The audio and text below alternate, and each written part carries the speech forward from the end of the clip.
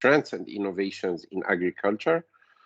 I would like to welcome all of the participants from different countries for taking the time to attend this webinar and probably also to enrich this session by their question and comments. Before going further in this session, I want to ask you all, please mention your full name and affiliations in your ID in this session. Now I'm going to give the floor directly to Dr. Fawzi Bakawi, the director of INRA, to welcome and introduce our guest speaker and the topic of our webinar. And also he will talk about the context in which this webinar was scheduled. The floor is yours, Dr. Bakawi. Thank you, Dr. Benjeloun. Hello, everybody. Welcome to the webinar series. I'm pleased that you join us for this important topic. I would like to give some context and then introduce our guest speaker.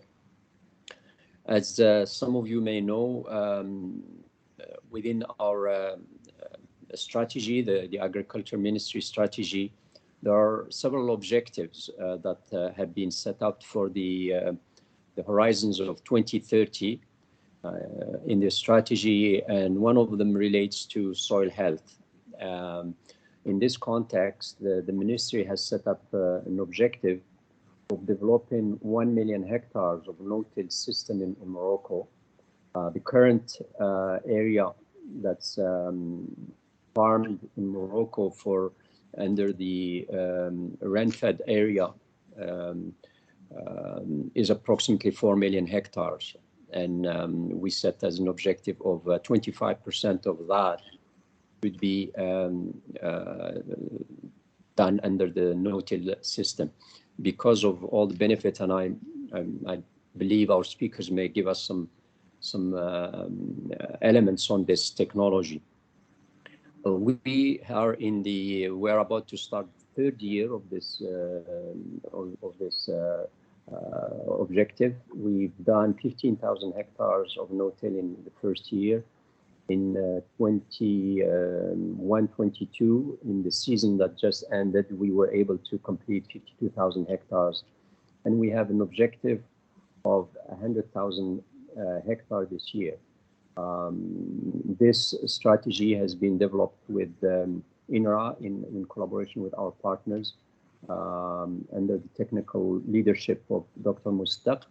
And it gives me also pleasure to introduce him because we are going to take this opportunity to celebrate the special day of the World Soil World Day. And there are other events planned, and this is one of the events that has been planned. I will give a word to Dr. Mustaq, and then I'll introduce our speaker. Dr. Mustaq. Thank you, Sibkawi. You hear me? Yes, go ahead. Okay. Thank you for INRA for organizing this webinar. As a Moroccan Association of Soil Science, we are also celebrating this World Soil Day, which is normally in 5 December, but we take it as the week of World Soil Day, and we are more than glad that we have some kind of event about sharing some experience and practices from other regions in the world. Because we think that soil are non-renewable resources, and they are also the foundation of food production and mainly essential to ecosystem services. So we, in the association, the Moroccan Association, we know that the ability of soil to provide safe and nutritious food is a key contribution they make to us and to nature as a whole. That's why we think that any technology that can help to make this soil healthy will have a significant contribution to climate change adaptation and mitigation. And therefore, soil health and food security and climate change are intrinsically linked. And that's why FAO of this year, they make the celebration under the word of saying that soil where the food began. And we think that we need to have healthy soil and to promote some best practices and innovation, like the one that you just mentioned, Dr. Bukawi, about direct seeding or conservation agriculture. And we'll be more than glad to know the experience of Canada on promoting this technology. Thank you again, and I hope will be good seminar to learn from. Thank you. Thank you, Dr. Mustaq. And we, INRA, will continue to support this day this year and in the following year, given the importance of this topic in agriculture. And now it gives me a great pleasure to introduce our guest speaker, Dr. Jeff Schoenau, who is a professor of soil fertility and professional agrologist who works in the Department of Soil Science at the University of Saskatchewan. He holds the Saskatchewan Ministry of Agriculture Soil Nutrient Management Chair in the College of Agriculture and Bioresources. Dr. Schoenau is a fellow of the Agricultural Institute of Canada, an inductee into the Saskatchewan Agriculture Hall of Fame. He was born in Saskatchewan, completed his undergrad, graduates and graduate degree in the 1980s in the College of Agriculture at the University of Saskatchewan, and has worked there since. He also farms with his spouse Lynn on the family grain farm near Central Butte, Saskatchewan. His research, teaching, and extension activities deal with soil fertility and fertilizer, nutrient cycling, and soil management practices in prairie cropping systems. Dr. Schoenau, we really appreciate you accepting to give this webinar, and also appreciate that you were flexible to start early in the morning for you, given 7-hour difference between Saskatchewan and Morocco.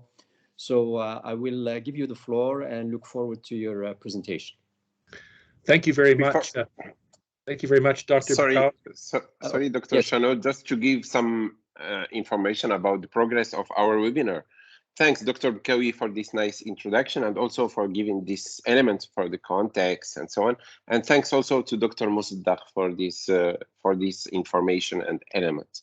Before giving you the floor, Dr. Schoenau, I would like to mention that the main talk will take up to 35 minutes. Then we will have the Q&A session that will take up to 20 minutes. For the discussion, please post your written questions via the chat. Do not wait until the end of the conference to ask them. You can post your questions in English or French. We will also give the floor to people who wish to ask their question orally. If you prefer this option, please raise your electronic hands in MS Teams. We look forward to listening to you, Dr. Schoenau, and to knowing more about this exciting topic. Great, great. I'm going to switch over to share screen.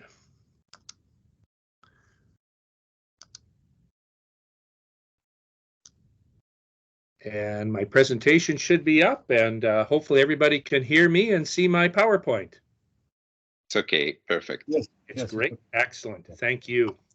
Well, folks, it's really great to be here and be with the folks in the Morocco National Institute for Agronomic Research. That's really exciting for me to have a chance to share some of our experiences here in Western Canada in conservation management systems. And I think it's really exciting to hear from Dr. Bukawi as well, and the initiatives that are going on in Morocco to adopt conservation management systems for soil improvement and indeed for the betterment of soil health, and also thinking as well towards mitigation of climate change, and especially I think towards storing carbon in the soil. So I'm going to touch on that as well, folks, in my presentation.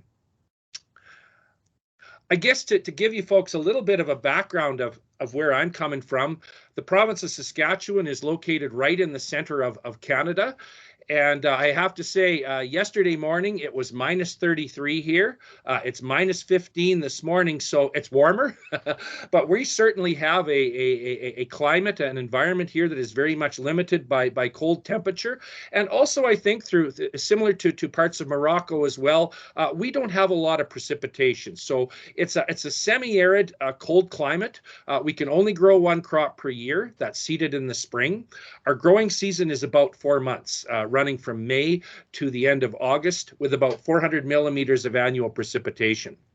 Our soils were developed under, to a large part, under a native grassland prairie in the southwestern corner of our province, shown there at the southwest. Our soils are a light brown color. We call them brown Chernozems. Under quite a dry and warm environment, those soils were formed. As we move to the north and east, as you can see, the soil A horizon gets darker. There's more organic matter there because those soils were formed under a more moist and humid environment and a little bit cooler. And so those black soils, as we see there in the center part of the province, are some of our best soils. And finally, as we get to the northeast there, our soils are formed under boreal forest. And those we call the gray luvisols or gray wooded soils. And those soils also pose some challenges, sometimes being a little bit too wet, and also having some structural limitations and low organic matter as well. So Saskatchewan sits in the center of the northern Great Plains and our neighboring provinces, Alberta and Manitoba. Some of you may be familiar with some of the larger cities like Edmonton, Calgary, Winnipeg. In Saskatchewan, our two main cities are Saskatoon and Regina. Saskatoon is where the University of Saskatchewan is located, and about 100 miles south of Saskatoon is where my farm is at Central Butte. So it's right on the boundary between the brown and the dark brown soil climatic zone. And that's my farmhouse where myself and my spouse Lynn and my family live. It was built about 120 years ago when the land was settled and the prairie was first brought under cultivation for cropping. As you can see below there, we grow a lot of different crops. That's a picture on the left-hand side of me standing in a field of canola where I have some fertilizer response trials. Grow a lot of pulse crops as well.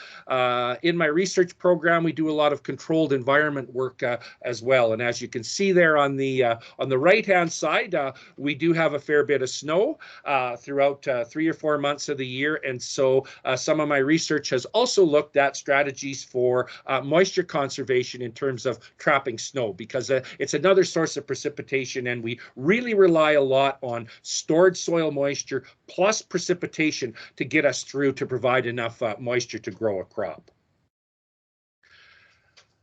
Back before the beginning of the 20th century, before the Canadian prairies were settled by European settlers, this area that we're in here in southern Saskatchewan was really a prairie, short grass, medium grass, long grass prairie. And it was the turn of the 20th century that the land that I farm was first brought under cultivation back in about 1910, 1920. And those farmers that went out and first settled and broke that land did an awful lot of tillage in order to prepare the land for seeding, to enable it to clear residue so that they could use some of the primitive seeding equipment to get the seed into the ground. And when it came to fertilization, really in the early days, those folks didn't put on much fertilizer at all because there was lots of fertility that had built up in that native prairie. But unfortunately, over the course of about 60 or 70 years following of intensive cultivation, tillage, erosion, a lot of that organic matter and fertility was lost.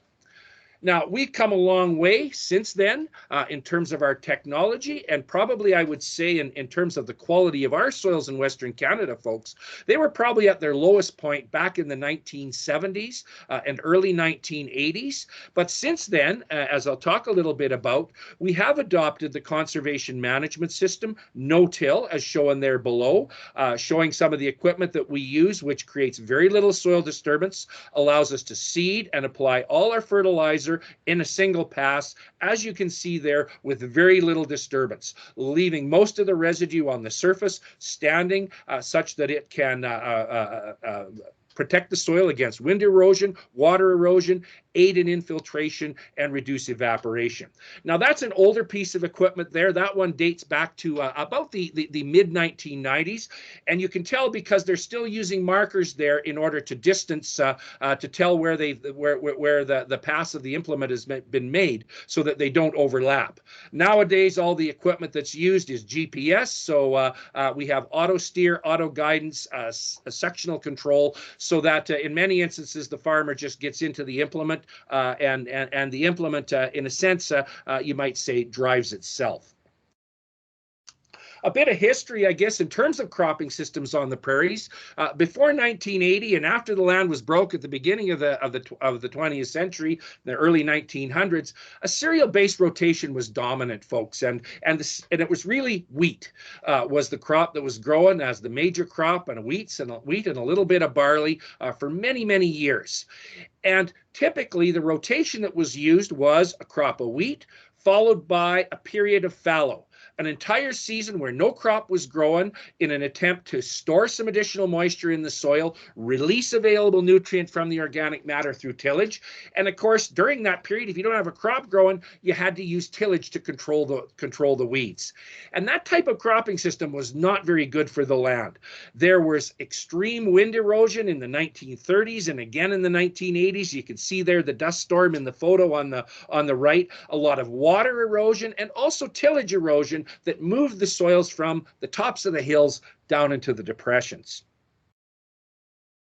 And that type of erosion, obviously, as you can see there, really has a negative effect on the quality of the soil. And it was in the 1980s and the 1990s in the prairies, we had some really challenging conditions, and we had some very severe drought years like 1988, also some high interest rates as well, low grain prices that led to some really severe financial constraints, financial difficulties, issues that faced prairie farmers, to the point that a few farmers ended up giving up.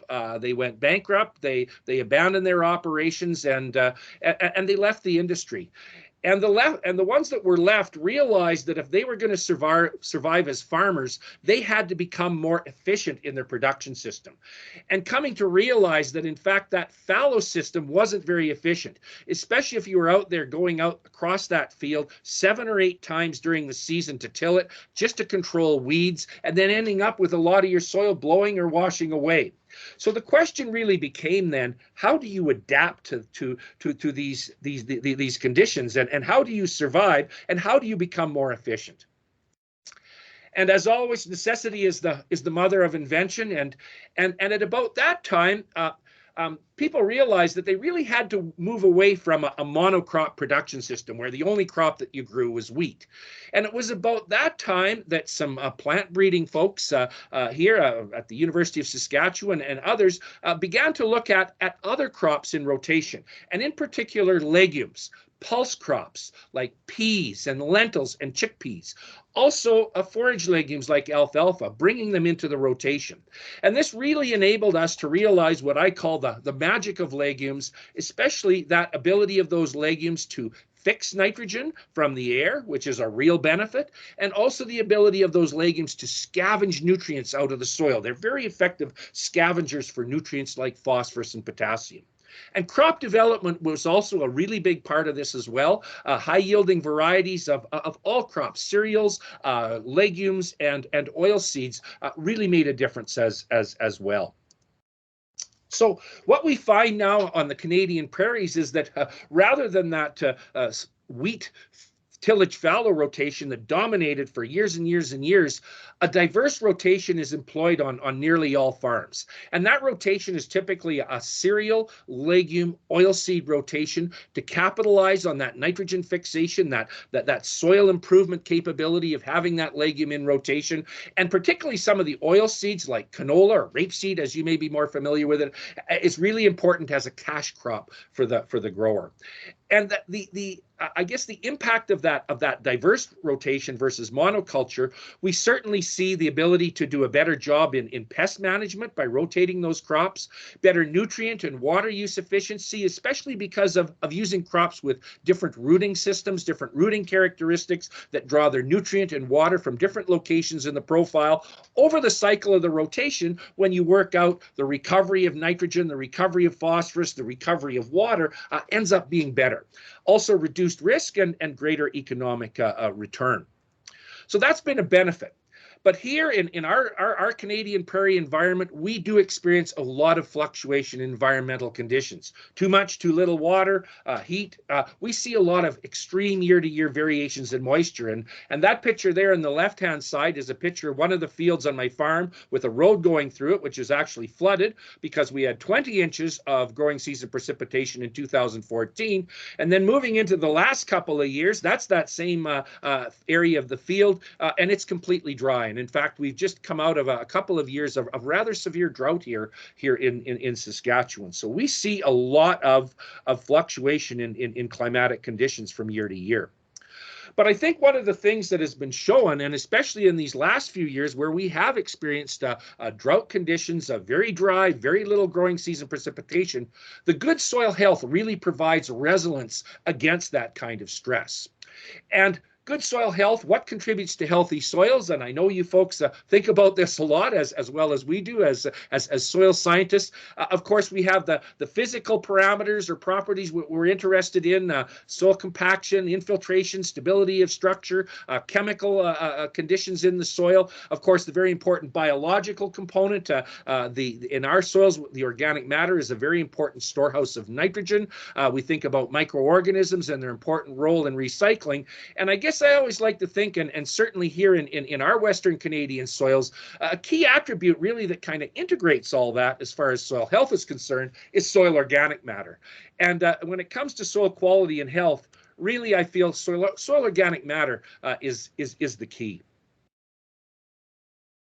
And certainly that soil health, we realize that very much influences plant health, and ultimately that plant health influences human health. And so we think about things like protein content of cereals, maybe zinc content of pulse crops and cereals, which is important to human health, ensuring that you have the adequate quantity of protein and essential elements. A lot of that really does translate back right back into the soil health and the fertility of the soil. So we always keep in mind that continuum that exists out there. And as I say, when it comes to soil quality and health, soil organic matter is the key. And we've had a number of long-term studies and rotations in place, many of those at our National Agricultural Research Institute, Agriculture and Agri-Food Canada, where rotations that we found, where we've had rotations that have had legumes as part of the rotation, forages in there, use of fertilizer, manure at recommended rates, and also reducing or eliminating tillage together is a very effective way to enhance the soil organic matter content and also increase the microbial activity and the nutrient supplying power of that soil. And from a water standpoint, which is very important in our semi-arid environment, improving that water storage and conservation by increasing the humus content of the soil itself, and also keeping that protective surface residue cover on the soil. So we're looking at in my province here of Saskatchewan, our adoption of no-till by farmers now is greater than 80%. Those are some old statistics. I think we're probably closer to 90% now of that direct seeding approach. And that's the direct seeding approach in which a single pass seeding and putting all the fertilizer down in a single pass at the time of seeding. So very little soil disturbance. And that practice, together with the extended rotation, elimination of fallow, and use of fertilizer at recommended rates, certainly shown in many research trials to enhance the nutrient supplying power, water retention, use efficiency in that system. And that's important to soil health. But the farmers adopted this system, folks. I mean, soil health was a part of it, but really what was driving them to adopt this system and use it, and why it's continued to be successful, has to do with efficiency in some other factors as well. efficiency in time and energy, the ability to do more acres per hour per farmer because you weren't doing all of these other tillage operations, improving the number of acres that you could do per gallon of fuel, the acres per horsepower, and so on. And so that was a driving factor as well towards the farmers adopting this system. Also, what helped it a lot was the activity of folks in extending this information about this new management system to growers. So we had what was called the Saskatchewan Soil Conservation Association, which held big conferences and field days throughout our province during the 1980s, 90s, and into the 2000s, providing farmers with information, scientific results, and recommendations for how to successfully adopt the system. But like everything else, no system is perfect. So certainly some of the challenges that have come up in the no-till system, I would say one of the issues is an increased reliance on herbicides. And so one of the things that we deal with, as many areas, other areas of the world do, the development of herbicide-resistant weeds. And when you're using glyphosate quite a bit to control weeds, we have seen the development of glyphosate-resistant weeds. Also resistance to some other groups of herbicide like group 2 herbicide. And so the picture at the bottom shows where a tumbleweed, a kochia weed, has tumbled across the field and it's deposited its seed. It happened to be a herbicide resistant, a glyphosate resistant weed. It shed its seed in the field and then a glyphosate pass was made across and it didn't kill the weeds there, obviously. So that what that has meant is that we've needed to think a little bit about how we can combat herbicide resistance through things like maybe combining a little bit of strategic tillage along with using herbicides, and also combinations of different herbicides that have multiple modes of action to avoid that resistance. When it comes to fertilizers, of course, we know they're expensive this year across the world, and we want to get the most out of them. So we're always thinking as well in new management systems about how also that fits in with the 4 R's of nutrient stewardship, the right rate, the right time, the right source, and the right place. So how do our conservation management practices affect soil organic matter, carbon, nutrient storage, cycling, and fertility of our prairie soils? I want to share just a little bit of data with you. Some work that we did comparing organic carbon pools, soil organic matter before and after 21 years of conservation management in prairie soils. And this was work that I was involved with, as well as folks from Agriculture, Agri-Food, Food Canada.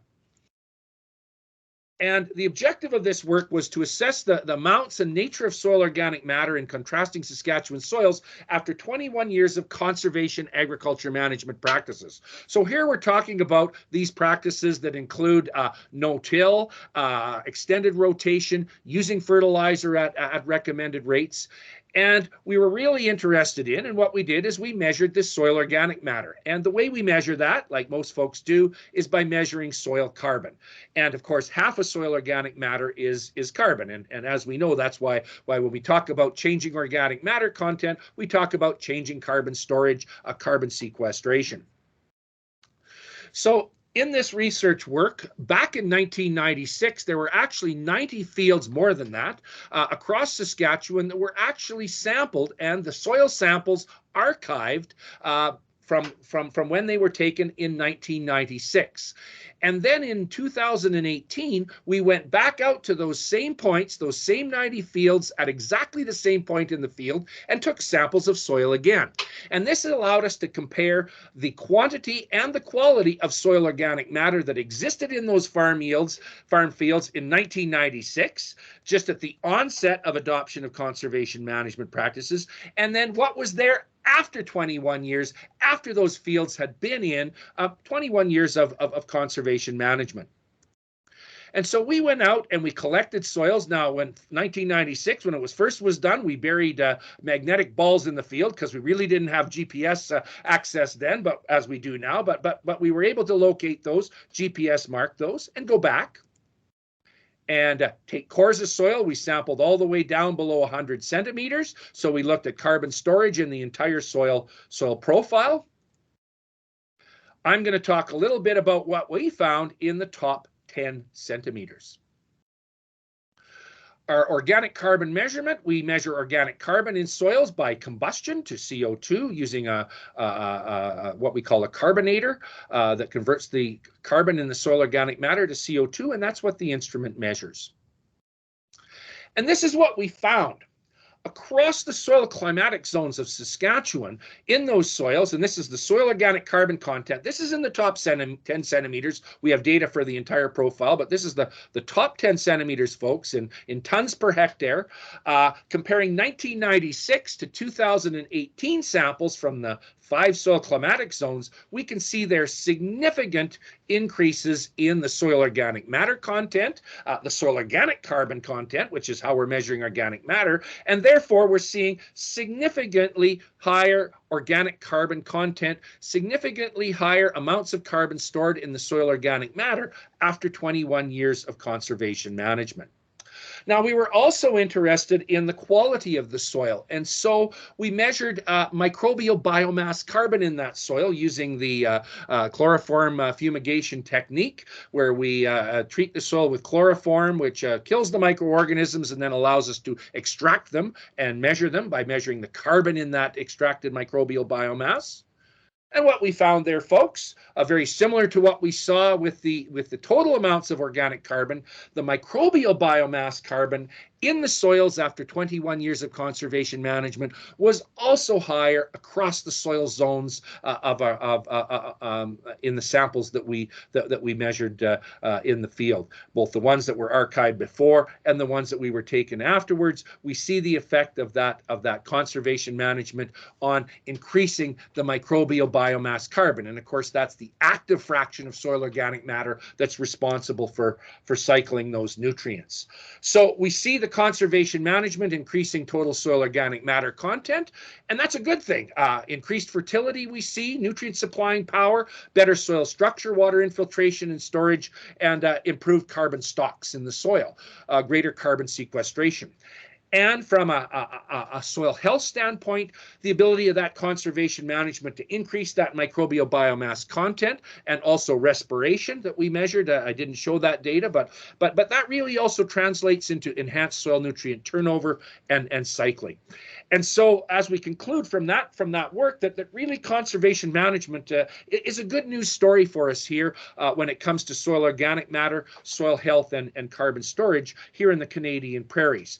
As we move a little bit east into eastern Canada, the conservation management practice of no-till hasn't been quite as successful, and that's because of a wetter environment, I think, which has led to some issues where under wet environments that amount of straw on the surface actually can impede sometimes seeding operations, especially early in the spring, and sometimes it leaves the soil just a little bit too wet. So especially in Western Canada, we have seen this really being a management system that's been successfully adopted, employed, and shows some significant benefits.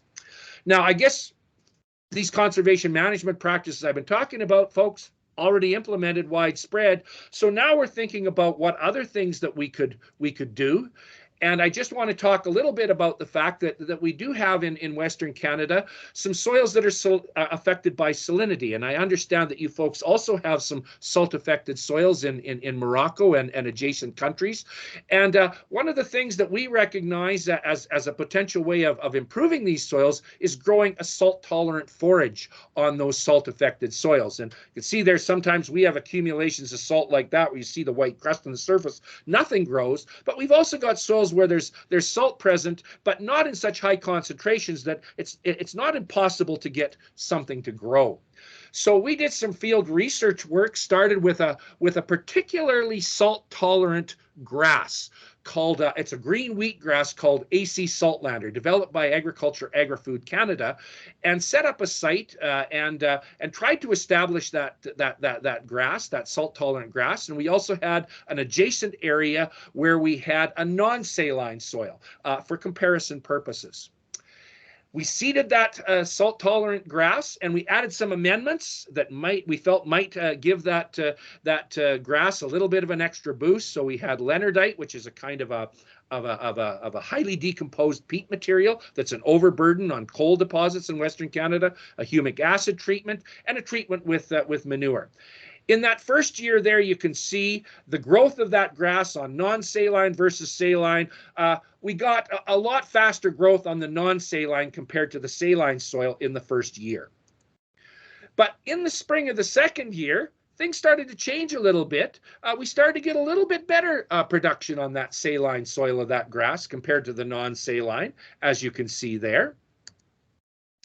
And in fact, taking the grass yield there, now a year later, we have about half of the grass yield produced on the saline soil compared to our non-saline comparable. So it's starting to catch up. And a year after that, in fact, a very dry spring, the yield of the salt-tolerant grass on the saline site was about the same as on the non-saline site, as shown there. So actually what's happening is took a little bit of a while for that grass to establish on that salt-affected soil, but once it got established, its roots were able to go down and access the water in the shallow water table, and there was also a lot of excess nutrient that was left behind because not many crops were growing, not much nutrient removal on that salt-affected soil, and yet fertilizer was applied year after year, not used by the crop. There was also a reserve of nutrient in that saline soil that now could be used by that salt-tolerant grass. So we see it catch up, and now 5 years later, we've got a palatable forage growing well on that salt-affected land, as you can see there by the figure. And last spring, actually under dry conditions, I think we're actually starting to see the grass yield even higher on the saline site compared to the non-saline because of the ability of that grass to access a shallow water table. So finally, I guess to end up, a look ahead in terms of conservation and restoration management practices here on the prairies. A couple I just want to touch on briefly. Eroded knoll restoration. One of the questions we have, I mean, because of that extensive tillage that went on in the past, and this is an old picture, this is the way our fields used to look like. They were tilled and tilled. There's no residue left there. The water would come and wash all the topsoil off the hills. You can see that whitish color. That's parent material left below. We still suffer lower productivity on those eroded knolls because of what happened years and years and years ago. So is there something we could add there to improve the productivity? So we've been looking at adding manure, phosphorus, micronutrients to build those fields up, and also bringing that eroded soil that moved off into the depressions back up onto the tops of the hills. And so this is a trial that we conducted looking at different amendments and also topsoil replacement, bringing back that eroded soil. And what we found in this, just showing you a little bit of data compared to our unamended control on the left-hand side and all of our different amendments, you can see that it was actually the topsoil replacement that gave us the highest yields and was the most effective reclamation practice. Is it economically feasible? Well, we're working on that, and some folks are doing some research work in adjacent province, Manitoba, to take a look at some of the economics and practicality of it, but certainly points to the value of that topsoil. Our second best amendment was our solid cattle manure, and certainly manure is a very good amendment for applying both nutrients and also adding organic matter to the soil. What we're looking at right now as a potentially a new cropping system here in the Canadian Prairies is intercropping. And here we're talking about intercropping a cereal or an oil seed with a pulse crop, a grain legume.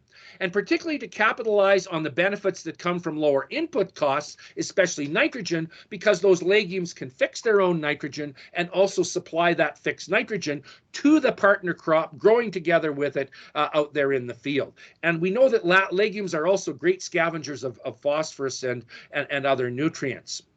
And so we look at this in terms of land equivalency ratio, LER is sometimes what it's termed, which is simply calculated by taking the yield or the nutrient uptake determined in the intercrop that's grown in the combination, divided by its yield or nutrient uptake when grown as a monocrop, plus the yield of the second crop in the intercrop mix and the nutrient uptake divided by the yield or nutrient uptake when it's grown as a monocrop.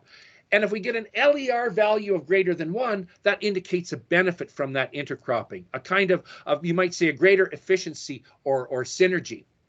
And so in work that was recently completed by one of my master's students, Melanie Reed, working here, showed those LER values for nitrogen uptake, phosphorus uptake to be in some cases quite a bit higher than 1 for the combinations that we looked at, like chickpea and flax growing together, pea and mustard growing together.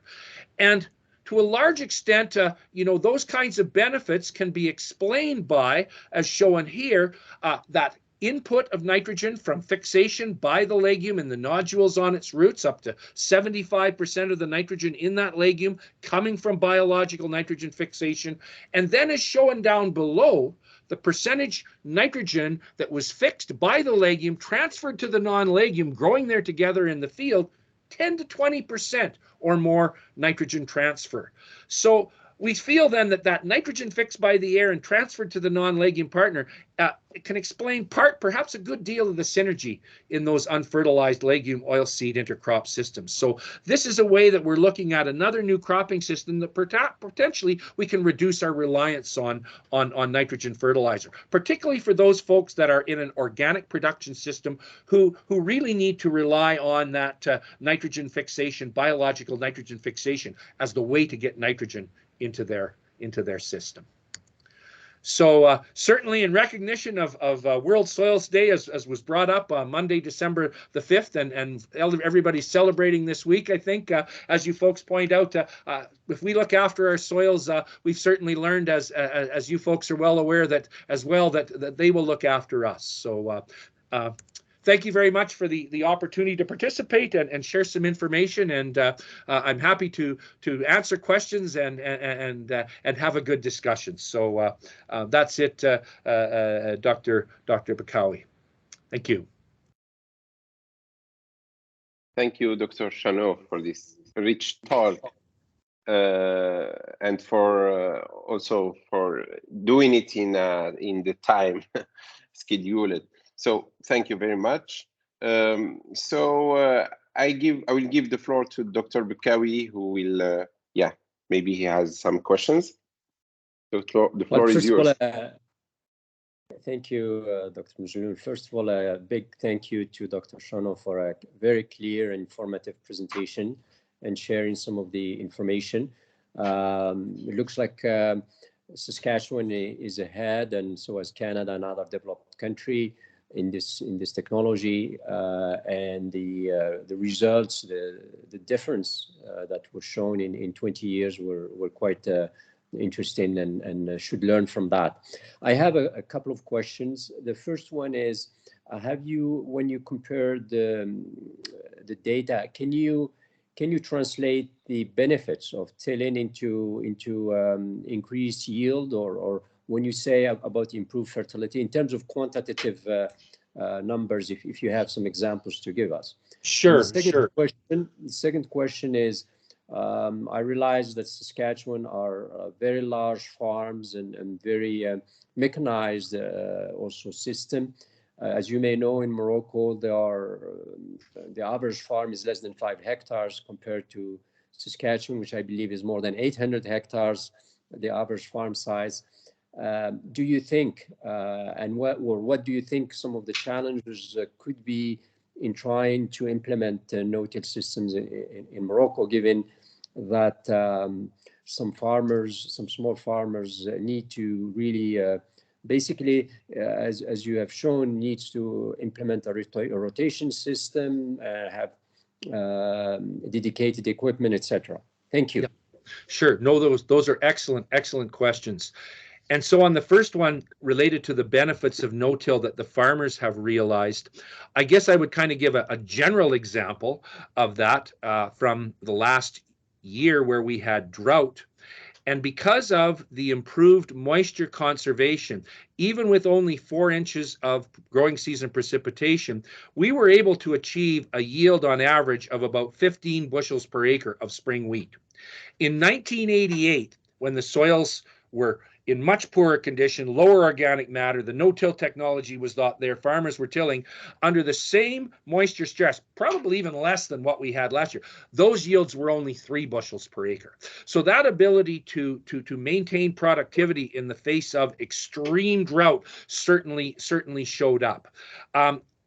I would also say from a fertility standpoint, one of the other things that has been documented in my own research as well as others is that as we have built up the organic matter content of the soil, we have increased the nitrogen, phosphorus, and sulfur supplying power of the soil, such that we have been able to reduce nitrogen fertilizer and phosphorus fertilizer amounts that needed to be applied because of an increased contribution from soil organic matter mineralization, which is associated with microbial activity, microorganisms decomposing organic matter to release carbon for their own need and also release extra available nutrients. So that's another benefit that we've seen from this, and certainly I think also, in terms of, as you mentioned, our big field areas with a lot of topography. The other thing that the no-till system has done is it's evened out the yield across the landscape.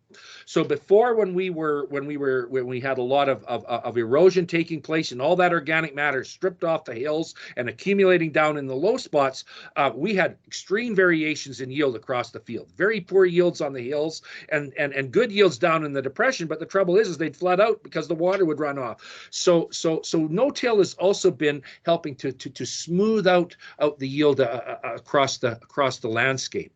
Now the question about, and this comes up many times. Yeah, our farms here on average in Saskatchewan are about 4,000 to 5,000 acres. So they are large farms. Even my farm's a pretty small, it's a very small farm. It's 1,600 acres. And I can't even buy new equipment now that's small enough that would fit the size of my operation. So when you talk about farms that are like 5, 10, 20 hectares, how would they adopt this system? I guess I think to the equipment that we use in our small plot research work. And so what we have is we've put together seeding equipment that is small scale, that can be pulled by a 15 or 20 horsepower tractor that does have the same technology that you find on a seeding implement that's 100 feet wide in terms of the design of the shanks, the design of the openers, the design of the frame, so it can clear trash and effectively put the seed in the ground and the fertilizer in the ground at the same time, positionally, so that the crop can access it. So I would say, Dr. Bakawi, that really, and what really made this work as well for us in Western Canada was the engineering side of it, in terms of the development of equipment that would actually allow that machinery to pass through, clear that trash, and put that seed and fertilizer effectively in a single pass. And interestingly, it was actually farmers who actually were some of the pioneers in developing that technology. But I think it can be done on a smaller scale, but it does require some attention to the technology that would be needed, especially in the seeding equipment, and also some in the pest control, like the weed control. You're no longer tilling, you're using a herbicide, so you need to have some good herbicide application equipment. Thank you. Thank you. The next question is from Rashid Musaddaq. Rashid, would you like to ask directly your question, Dr. Musaddaq? Okay. Anyway, okay. Yeah. Thank you. Thank you, Professor, for this nice presentation and also very informative. I have just 2 questions. First one, how can I say the government of Canada support the adoption of CA? Is there any incentive for that? Is there any, can I say, ecosystem services to farmers who adopt this technology? And second question about glyphosate.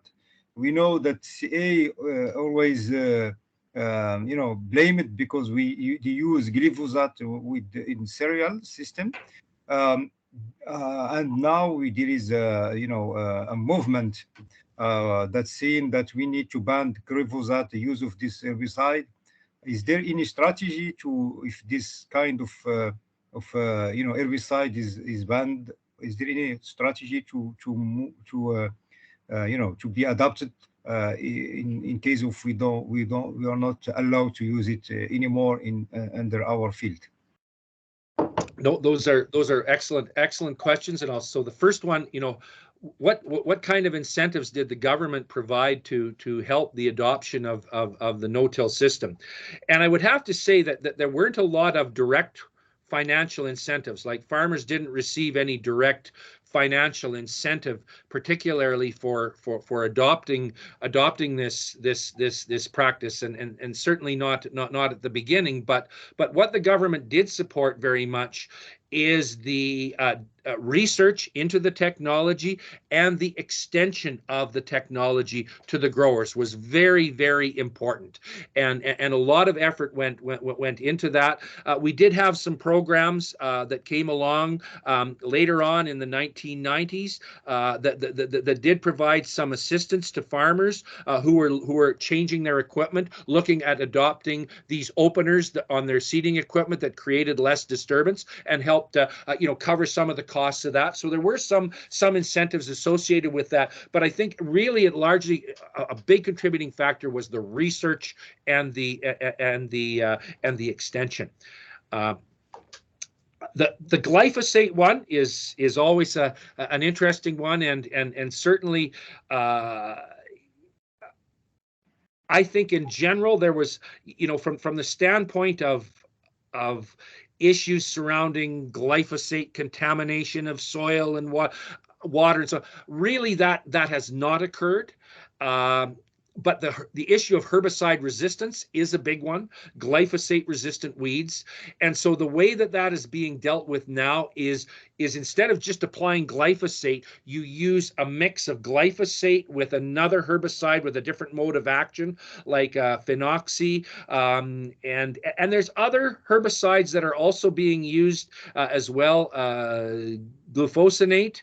And I'm thinking also some of the desiccants like diquat and paraquat. So rather than just relying on one herbicide every time, is to use that. Also in some cases as well, what's called a strategic tillage operation is used, because of course there's no herbicide, there's no weed that's resistant to steel. And so I think we have to be cognizant that there may be occasions where we need to get out there and do a tillage operation for whatever reason. And it might be to combat a herbicide-resistant weed. It might be because it's really, really wet and we need to dry that soil out. And we've had to do that here in the Canadian Prairies in some wet years. But the research work that I've done has shown if you just till that soil once, it does not destroy or wreck everything that you've done over 20 years to build it up. Now, if you keep tilling it and start to move back into that system, then you start to see that decline. And of course, on a field scale, you could end up ending up with erosion again. And so that's what we really want to make sure doesn't happen again, that we don't go down that trail.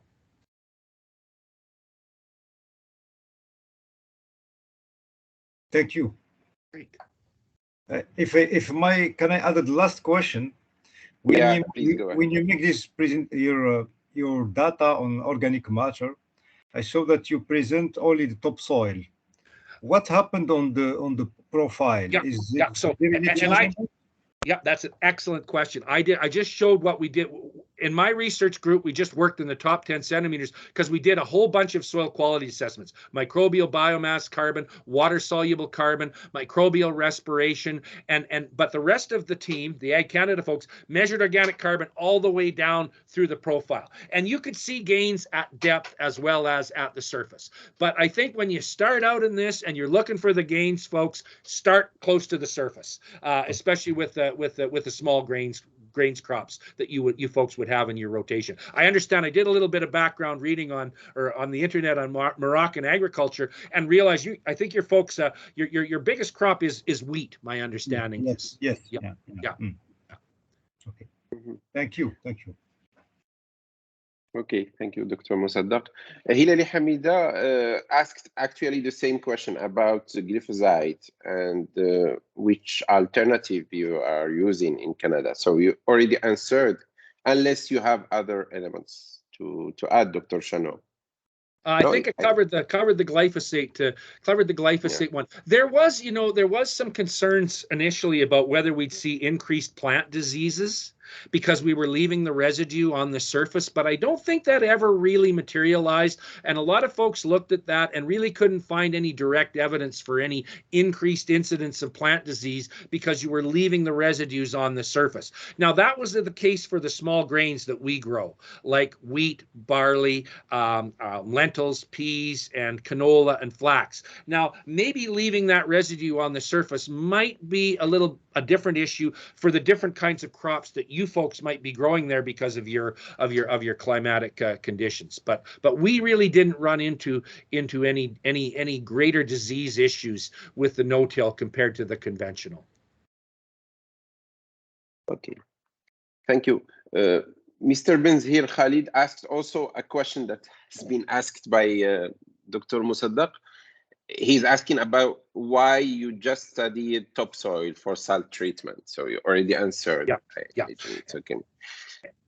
And in fact, if you Google Prairie Soil Carbon Balance Project, Saskatchewan, you will find a report that gives all of that data.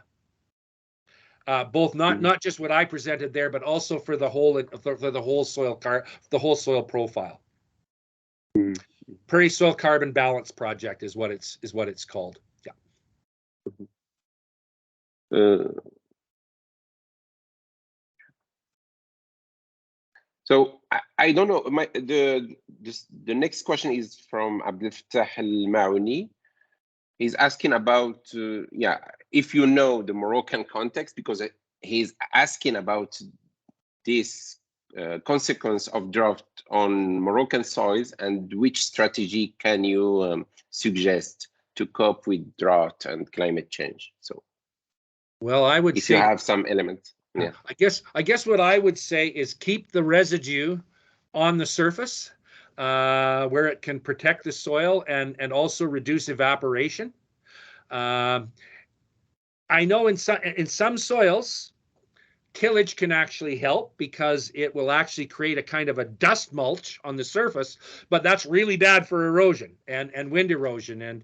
And so if you've got issues with wind erosion, I really think that the no-till system is a win-win by keeping that residue on the surface, reducing evaporation, and also helping protect against erosion. So again, your cropping system is different, but so I'm kind of curious, when you folks grow wheat, do you grow another crop then right after that? You would have more than one crop per year. What would your rotation be in Morocco on your wheat land? Yeah. Okay. Maybe Dr. Kawi can answer that question, Dr. Mustaq. I think we grow, it depends on the land, but generally one crop, but maybe Dr. Mustaq or others can answer that questions. I have just a final question, and I have to leave after that, and I take this opportunity to thank you again, Dr. Schoenau. We really appreciate your intervention. My last question, or my question, is, you said that in the 80s, the soil health or condition was really bad. Yeah. Given that now 90% or more have implemented no-till system, would you say that you have reverted back to where it was before? Now that's an excellent question, and we have this framework of being able to compare very effectively, scientifically, replication with using 80 soils, the effect of 20 years. Now, there's also a farmer in Saskatchewan who actually developed some of the first no-till seeding systems called ConservaPack, and John Deere bought him out a few years back, and now they have that technology on their seeders as a no-till system. But on his farm, he had comparables of 45 years of no-till compared to conventional till, compared to native prairie. What it was like before there was ever any cultivation and cropping of prairie soils. Now, after 45 years, we went in and we sampled those soils and measured the carbon, measured the soil organic matter, and they were getting relatively close to what was in that native prairie. And so, I was quite impressed by that, and that's about the longest comparable comparison we've got. But yeah, I kind of think there's a potential to get pretty close to where we were before, Dr. Bekoe. Yeah. That's excellent. Maybe not that, but I was quite encouraged by that. Yeah. That's very encouraging and all very good things maybe to learn and for people here in Morocco who are just starting that system that they will learn from your experience. Thanks again. I'm sorry I have to leave to another, but I let it to Dr. Benjeloun to continue and conclude the meeting. Okay, I have just thank you, Dr. Bekoe. Answer your question. Please, about go ahead, Doctor. The cropping system that we have in Morocco. We have by season mainly only one crop, which is wheat. We don't receive a semi-arid area. Yeah, we have only 300-400 millimeters by year, so it allows us just to have only one wheat season, cropping season. In some area we can have some intercropping, as you suggest in your presentation also, but it's more in subhumid region. But we have also the problem of keeping some crop residue on the ground. Farmers don't accept to adopt this advice to keep residue, and this is also a big challenge for us in Morocco, because the feeding soil or feeding animals, it's trade-off that we are still discussing about it. That's why I come to my first question. When you say that in 2018, when you start this program, the farmers receive some incentive to move from conventional tillage to no-till tillage. We are in Morocco. We are in this phase. We are trying to convince farmers to move to this conservation agriculture, but they need some support to have access to no-till seeders, which is also a challenge in our case. Yeah. And also why not to say if they can keep some residue on the ground, but to get some incentive for that, as right, is done in some other countries. Yeah, and I mean that was the same way here, in a sense, is that there was a lot of resistance by farmers to actually they and I have to say a lot of farmers back then were proud of how black they kept their soils. The fact that there was no residue, no weeds, and so it was really a change of mindset, and it really took a lot of demonstration, and even to the point that they had farmer groups who would kind of work together farmers who were successful would help other farmers in adopting this technology and showing what they needed to do. So it wasn't just sort of researchers coming out and talking at a field day and then heading out and leaving. It was a lot of farmer to farmer, but I know exactly what you're saying about the residue and the animals, and we had this experience as well working with folks in Mongolia, and it was the same thing there, is that the farmers there, they had the residue on the field, but they were using that for their animals, or the nomadic grazers would come across and they were using that. And so and that's a challenge, because you got to feed your animals, but I guess looking at, and this kind of goes off on a bit of a tangent, but when you have animals in the field and they're consuming that straw in the field, fortunately, a lot of the nutrient at least gets returned back in the field in the manure, and that's better than taking the hay or the residue, the straw, right off the field and then taking it and using it as fuel and never putting anything back. And we find that kind of depletion, we still have that happening here in Western Canada, where farmers take all the straw off along with the grain, and then they feed it to their cows or use it as bedding, and it never gets back onto the field again. And those fields are also, those fields are ones that we can identify as being depleted in fertility and organic matter. So yeah, I mean, there needs to be some type of an incentive or carrot, so to speak, to entice people to do this as well. If they're experiencing an economic penalty boy, you're gonna, you really need to have something to offset that. Yeah. Thank you. Thank you. I will give the floor to Dr. Mrabit, who has maybe some other elements to add. Please, the floor is yours, Dr. Mrabit. Rashid. Yeah, thank you, Jeff, for the presentation on conservation agriculture in Canada. I started doing conservation agriculture when I was in Minneapolis in '86 with Satish Gupta. I think you know him. Yeah, yeah. So at that time, I think your presentation let me remind me of that time in '86, '87, '88. I think the constraint was mostly cold because Dr. Mrabit, farm there. Excuse me, can you activate your camera, please? Just if you have this possibility. Okay. Please. Yeah, I have camera.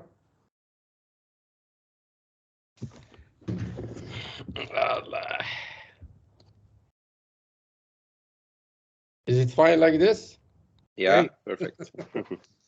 Okay, so Jeff, it's fantastic your presentation because it reminds me of my early age of conservation agriculture in '86 with Gupta, and I remind me all the problems. It's not the same problem like now.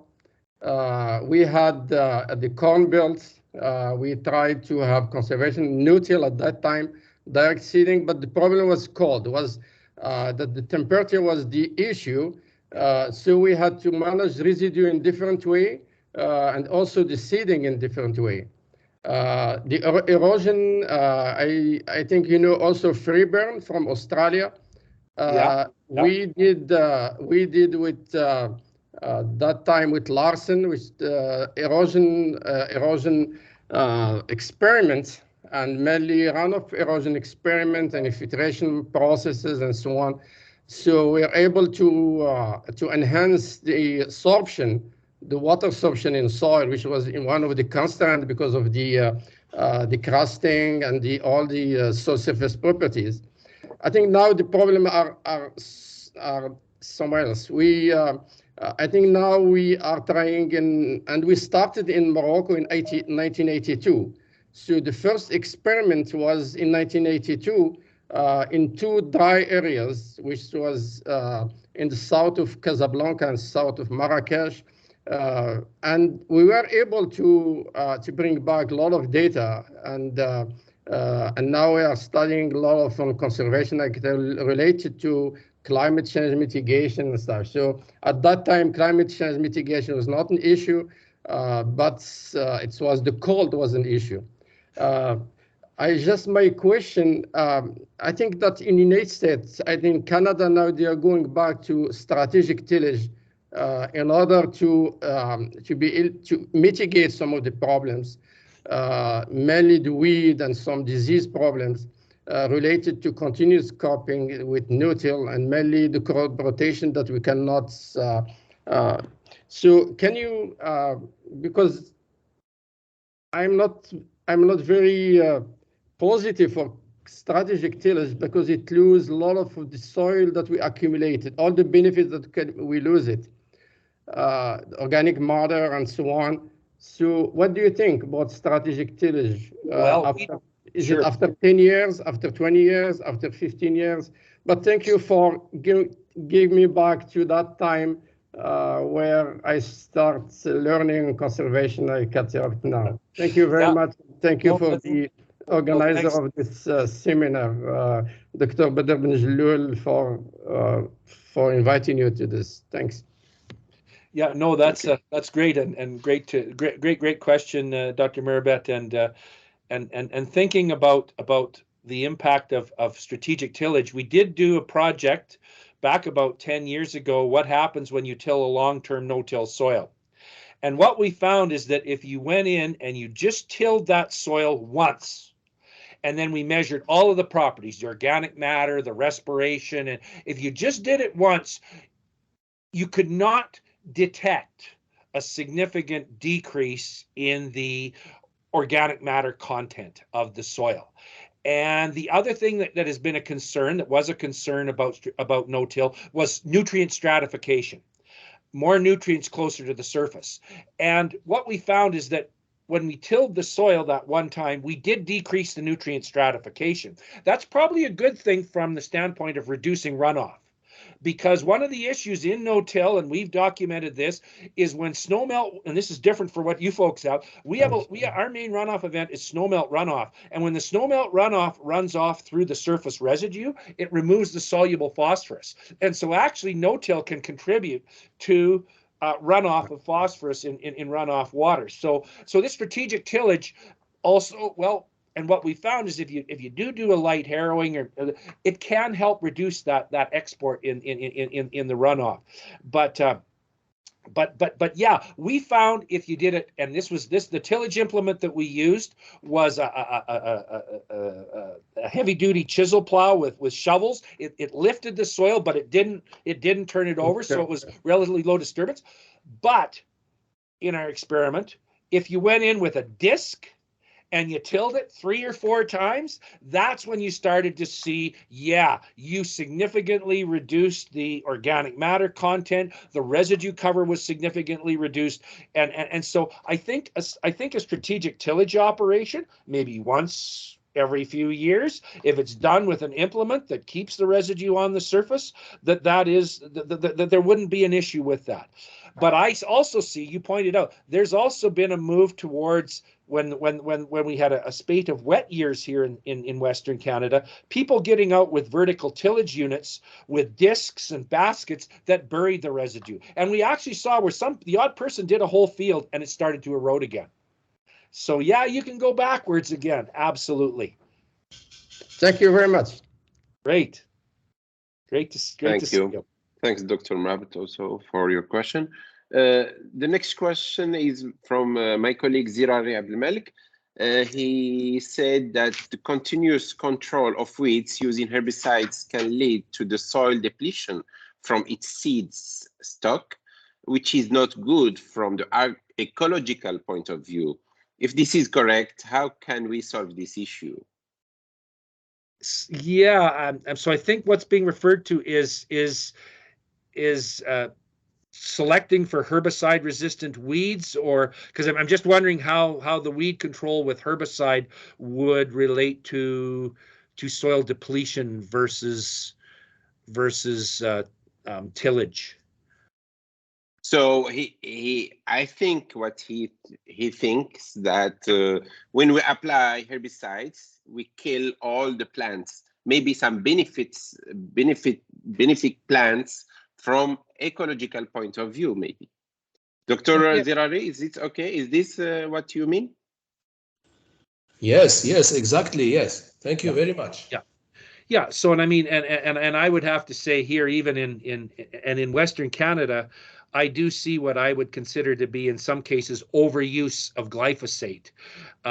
In that, anytime there's a weed growing out there, a spray operation is done, and maybe there might be some benefit instead of trying to control vegetation all the time out there. An alternative might be to have a kind of a cover crop, some type of a very competitive monocot, or maybe a competitive legume that might be seeded, that could fix some nitrogen and would provide some plant growth, and also, because of the competitive effect, help reduce the weeds as an alternative to glyphosate. So I agree, we need to be looking at management strategies where we can actually, instead of having nothing growing on the field, something growing there, and still controlling the plants that we don't want to have there as weeds. So we've been exploring cover crops here in Western Canada, and my feeling is that in the more moist areas, the subhumid areas, the cover crop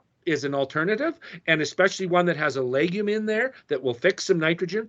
But in our very dry regions of Saskatchewan, having a cover crop after the crop is harvested in the fall will use up moisture and reduce the amount of stored soil moisture that's available for the crop the next year, and significantly reduce the yield. So a cover crop, just for the sake of cover crop, Where it works is in wetter areas, and it also works the best if you've got some livestock, some cattle that can go out and graze that cover crop rather than just going to the expense of seeding this crop and just having it there for the sake of having something growing. I mean, that's fine, but it takes water out of the soil and it costs money to put it into the ground. Yeah, perfect. Thanks. The last question is by Abdel Fattah Al-Maouni again.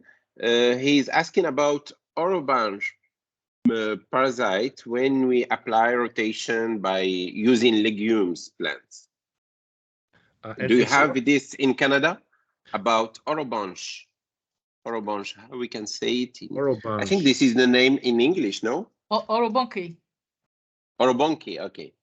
No, we don't have. Do you have this parasite? Okay.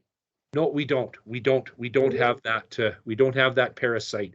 Also, we don't really have nematodes here. The one good thing about the minus 40 degrees centigrade temperatures we have in the winter, it kills a lot of some of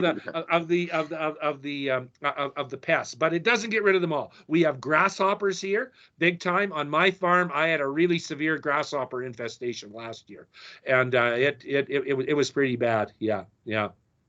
But no, that one we don't have. Thanks, Dr. Schoenau, for all this information. It was fantastic. The talk and also the discussion was very, very good. Dr. Rashid Mrabat, would you like to add something? Yeah, please go ahead, but please for 1 minute. Yeah, I just would like to say to Jeff that we can combine salinity and conservation agriculture. Yeah. So yeah. I think there are some interesting papers now that show this, that we can use both in order to combat salinity. So absolutely, your presentation can be connected in the same topic and alleviating and reclaiming saline soils with conservation agriculture. It's possible. Do you folks have many saline soils there? 1 million hectares. Okay, well, that's significant. Yeah.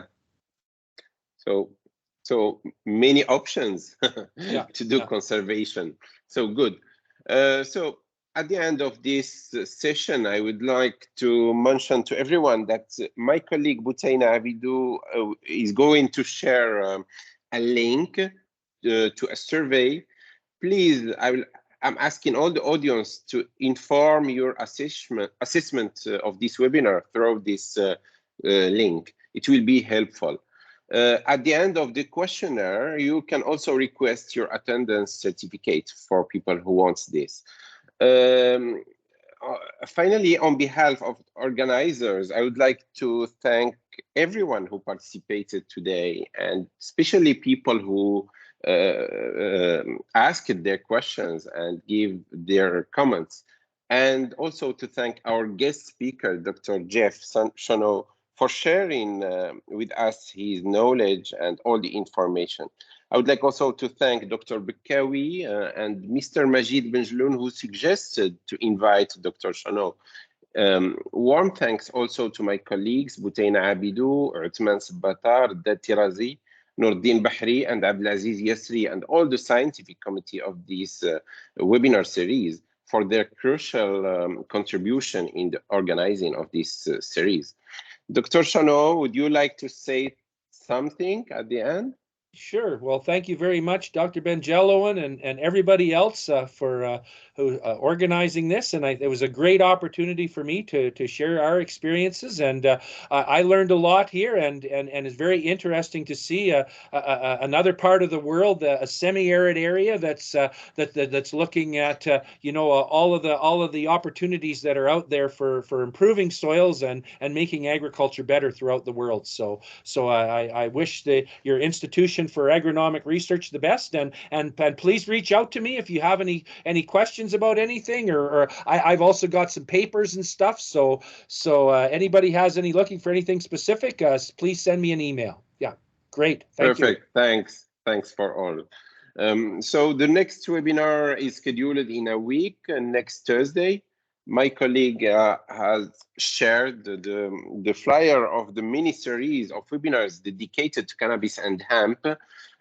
So the next one is will be given by Dr. Abdelaziz Yassri from INRA Morocco.